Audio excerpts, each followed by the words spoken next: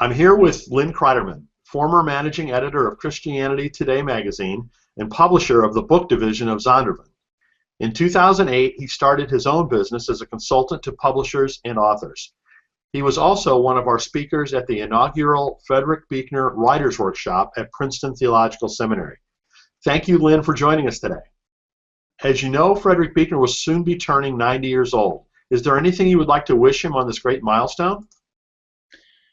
Yes, of course. Wow, 90 years. What an accomplishment and what an impact he's had on me and many others. So happy birthday, Mr. Buechner. I hope you're enjoying family and friends and maybe a big birthday cake. And I'd also like to just say thank you for your writing, your books, your poetry, your preaching. It's had an impact on me and many others. And then I guess finally, I hereby give you permission to maybe add a nice big scoop of ice cream on that slice of birthday cake you're enjoying. Enjoy your day. Happy birthday. Thank you very much, Lyn. I'm sure Mr. Buechner will greatly appreciate hearing from you. Next, can you tell me how you first learned about his work? I was a junior in college, having coffee with a couple of my professors in the snack bar of the small Christian college in the Midwest that I attended. And they were talking about this fellow named Frederick Buechner, and I was too embarrassed to admit that I'd never heard of him. And as we did in those days, I headed straight for the card catalog. You may have to explain that to the youngsters. And I went to the author section, and I looked for B-E-E-K-N-E-R, and I found nothing. So I thought, well, I'll look at B-E-A-K-N-E-R, and again, nothing. Then B-I-E, and so on, until I was just discouraged that our library didn't have any of his books. On my way out, I stopped at the main desk and asked the librarian if she could order one of his books from another library. And she gave me a puzzled look and said, well, I really think we've got his books here. Did you check the card catalog? I assured her that I did. And she said, well, let's go check again because I'm pretty sure we have his books. And we walked over there, and of course she went to the proper spelling of Mr. Buechner's name. And after recovering from my embarrassment, I went to the bookshelf, I checked out Alphabet of Grace, and I've been a big fan ever since. What most attracts you to Mr. Buechner's writing? Well, obviously, just the quality of his writing. It was a cut above what I had experienced in religious or inspirational writing. But even further, I would have to say it was his honesty. Like a lot of young Christians and some old ones, I struggled with doubts.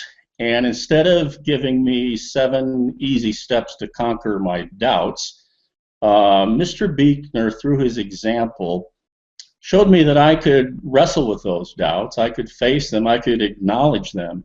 And it was in the process of wrestling with doubts that then and still I am most likely to experience profoundly God's grace. And I owe that to Mr. Buechner's writing. Frederick Buechner was among a very small handful of writers who influenced my decision to go into religious publishing.